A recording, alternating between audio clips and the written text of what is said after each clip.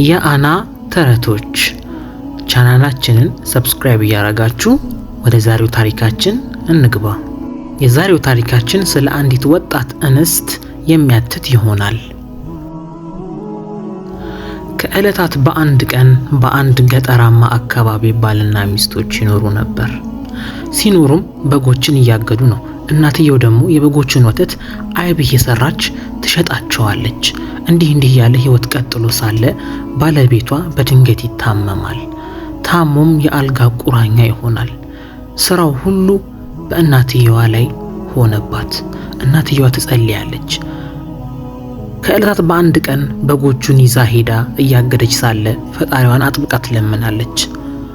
አጥብቃ መለመን አይደለም፣ እንባ ከአይኖቿ እየረገፉ ትጸልይ ጀመር። ታዲያ በአይኖቿ እንባ የተነሳ አንዲት የምትገርም ዛፍ ከመሬት ትበቅላለች። በመቅጽበትም አንዲት የምታምር ክንፍ ያላት እንስት መጣ እናትየዋን ታናግራት ጀመር። ያናገረቻትም ለወደፊቱ የምታምር ዘይነብ የምትባል ልጅ እንደምትወልድ ትነግራታለች። እናትየዋም በሁኔታው ትደናገጣለች። ምክንያቱም ባለቤቷ ታሟልና ይሄ ነገር ይፈጠራል ብላ አልገመተችም። ሆኖም እቺ የምታምረው እንስት ከነገረቻት ወዲያው ትሄዳለች። ያኔም ከህልሟ ብንን ስትል ትመለከተዋለች። ዛፉን በህልሟ እንዳልሆነ ትረዳውና አንስታ ማሽተት ትጀምራለች። ይህች ዛፍ በጣም ሽታ አላት። ወደ ቤቷም ወሰደችው። ቤቷም ወስዳ ከቅጠሉ መድኃኒቶችን ታበጅ ነበር። አብጅታም እንደጨረሰች ባለቤቷ በምትሰጠው ጊዜ ይድናል። እንደዳነም ብዙ አልቆየም፣ መልሶ ይታመማል። በሚታመምበት ሰዓት አሁንም ሸክሙ እሷ ላይ ነውና እሱን ማስታመም ትጀምራለች፣ መድኃኒቱን እየሰጠችው። አሁንም ቢሆን ከማስታመም ወደ ኋላ አላለችም። ከዛም ለራሷ እንዲህ አለች፣ ለአንድ ቀን ብቻ ነው እንዴ ደስታችን? ምነው ችግራችን በዛ እያለች። ሆኖም አንድ አዲስ እንግዳ ቤቷ ይመጣል። ያም የወለደችው ልጅ ናት። ሴት ዘይነብ የምትባል ቆንጅዬ ልጅ ወለደች። እውነትም ያቺ የተናገረቻት በራሪዋ እንስት እውነቷን ነው። ሆኖም አባትና እናት ያሳድጓት ጀመር። ዘይነብ እያደገች ሳቂታና ተጫዋች የሆነች ልጅ ሆነች። ከዛም ጥቂትም ሳይቆይ አባትየው ባደረበት ህመም ያልፋል። ከዛም እናትየዋ ዘይነብን የማሳደግ ኃላፊነት በጫንቃዋ ላይ ይሆናል። ዘይነብ ስታድግ በግ እንድታግድላት እናቷ ታዛታለች። ግን አንድ ነገር ታስጠነቅቃታለች። ጫካ ውስጥ ወዴትም ቦታ እንደማትሄድ፣ እዛ ጫካ ውስጥ አውሬዎች እንዳሉ አስጠንቅቃ ትነግራታለች። ዘይነብም በጉዳዩ ተስማማትና ልብሶቿን ለብሳ ወደ ጫካው ትሄዳለች። ሆኖም እናትየው ያለችው እውን ይሁንና አውሬዎች መጥተው አካባቢውን ይወሩታል። የአካባቢው ማህበረሰቦች ሁሉ ይበተናሉ። ዘይነብም በጎቿን ይዛ ወደ አንድ ዋሻ መደበቅ ትጀምራለች። ልጅ እንደመሆኗ የተደበቀችበትን ዋሻ በቅጡ አልዘጋቸውም ኖሯል። ያኔ አውሬው አጮልቆ ማየት ይጀምራል። በዚህ ሰዓት ትደናገጣለች። ያላት አማራጭ መሸሽ ነው። እግሬ አውጪኝ ብላ ልትሸሽ ስትል ከኋላዋ ግዙፍ እጅ ይዛታል። ትደናገጣለች፣ ተስፋ ትቆርጣለች። ምክንያቱም ምትሞት መሰላት። በፊት ለፊቷ ባለው ቀዳዳ ልታመልጥ ስትሞክር ከዛም በመዳበሪያ ተይዛ ወደ አውሬዎቹ መኖሪያ ተሸክሞ ይወስዳታል። ይህ ግዙፉ አውሬ ስራው መመገብ ነውና ሊመገባት በሚወጣት ሰዓት ያያትና ታሳዝነዋለች። በጣም ቆንጅዬ ናት ዘይነብ፣ ይወዳታል። ወዲያው ማስቀምጦ ከሷ ጋር ማውራት ይጀምራል። አንቺ ከዚህ በፊት የነበረችውና የሞተችውን ንግስታችንን ትመስያለሽ። ስለዚህ እኔ አልመገብሽም፣ እንድትኖሪ ፈቅጄልሻለሁ ንግስታችን ሆነሽ በማለት እዛ ያስቆያታል። ሲመሽ እናትየዋ እንደለመደባት መጨነቅ ትጀምራለች። ምክንያቱም ከመሸ ወደ ቤት አልመጣችም። አካባቢው ላይ ማፈላለግ ትጀምራለች። የአካባቢው ማህበረሰቦችም አብረው ያፈላልጓት ጀመሩ። ሆኖም አልተገኘችም። ደብዛዋ ጠፋ።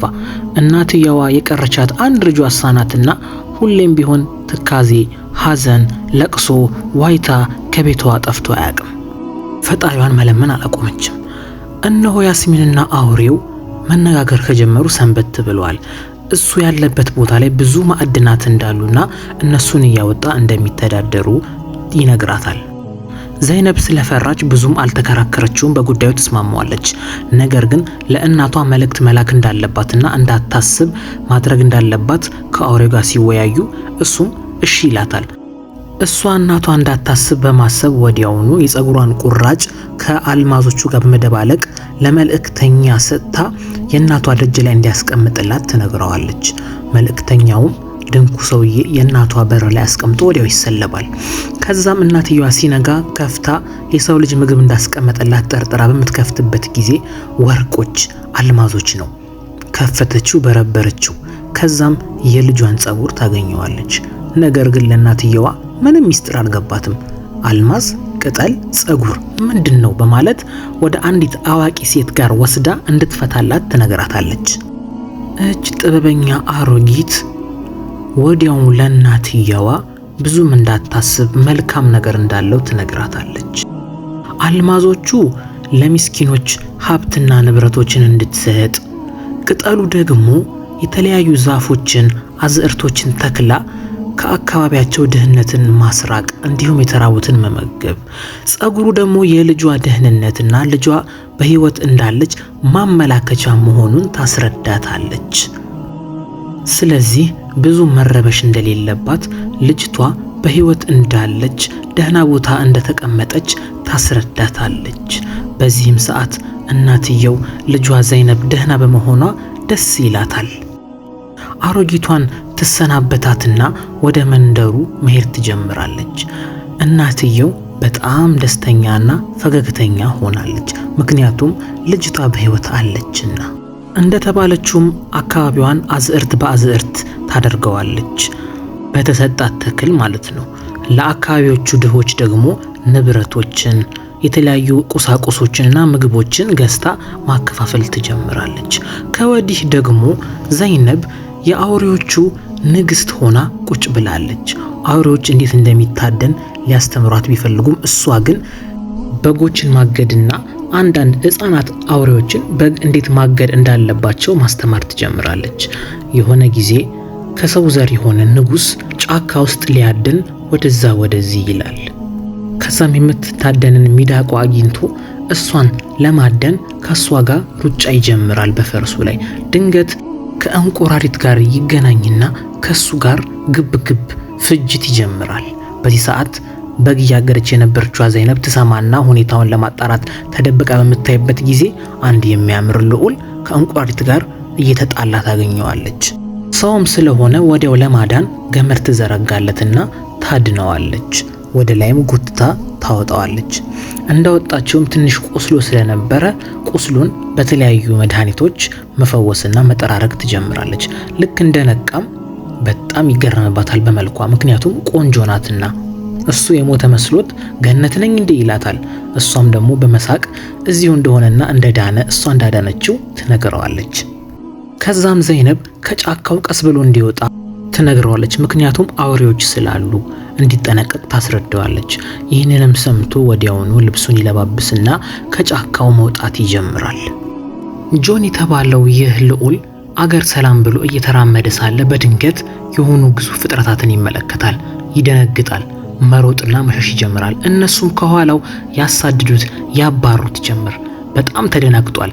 እውነትም ዘይነብ ያለችው ነገር እውነት መሆኑን በማስተዋል ከዛም ትልቁም አውሬ እሱን መከተል ይጀምራል። ይህ ካሊድ የተባለው ንጉስ ወዲያውኑ ወደ አንድ ዋሻ ገብቶ ራሱን ይሸሽጋል። ነገር ግን ዋሻ ውስጥ ምን እንዳለ አያውቅም ነበርና ከዛም እንደለመደው አውሬው ወደ ቤቱ ይመለስና የተፈጠረውን ነገር ለዘይነብ ያስረዳታል። የሆነ ልዑል ሊያገኙ እንደቻሉና ነገ ጠዋት እንደሚበሉት ይነግራታል። ከዛም የገባበት ዋሻ ግዙፍ ሸረሪት እንዳለና ያም ሸረሪት ነገ ልጁን ገሎት እንደሚያድር ይነግራታል።